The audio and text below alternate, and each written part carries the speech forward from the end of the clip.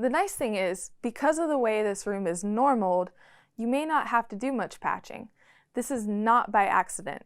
Mid and large-scale studios are often set up in a way so that the signal flow logically makes sense.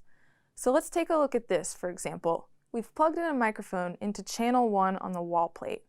That brings our signal from the microphone to right here, 215F microphones on the patch bay. It is normaled to the patch point below it, which reads mic input 1. Remember, signal typically flows vertically on a patch bay.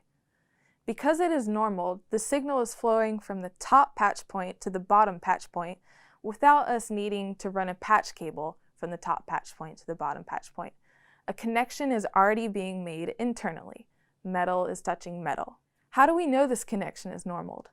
Luckily, we have some pretty high-end patch bays that have tweakers on the front of them that allow you to set whether the connection is normaled or not. A small screwdriver or tweaker is used to turn this notch to the configuration we want. Please note that students should not do this. Only lab assistants and professors configure these. You'll notice here that this arrow is pointed to F, which stands for full normaled. When the arrow is pointed to N, it means non-normaled, and when it's pointed to H, it is half normaled. For time's sake, we won't get too deep into this configuration, but it will be discussed later or in class. So, what is this mic input 1 that our signal is flowing to? That is the mic preamp on channel 1 of the API console. Here are its controls. This is where you will set the gain of the preamp to bring your mic level signal up to a workable line level. When bringing in your microphone signal, you'll need to press down mic. If this button is not engaged, it is on its line selection. More info on that later. Also on the preamp module here is a polarity invert switch, a pad which provides 20 decibels of attenuation on the mic selection and 6 decibels on the line selection, and of course phantom power, 48 volts. After the signal leaves the mic preamp, it flows to the EQ. That's because the preamp outputs are hooked up to the patch bay, which are normal to the EQ inputs on the patch points below it.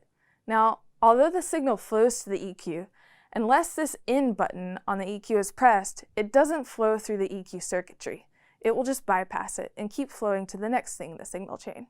The next thing in the signal chain, via the patch bay, is the insert switch. The point of this insert switch is for the engineer to insert an external piece of gear into the signal chain, like a compressor or another EQ.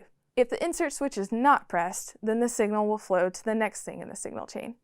But if you do want to use this and insert another piece of gear, you would simply patch out of the insert send of the channel you're on, into the piece of external processor, out of the external processor, and back into the insert return. The next place the signal flows to is the fader and mute. On the patch bay, however, you won't find a label that says fader input. It instead says insert return. The insert return and fader input share the same patch point. After the signal flows through the fader, it will finally go direct out of the console and into our interface, in this case, interface A, and that is connected to the Mac Pro.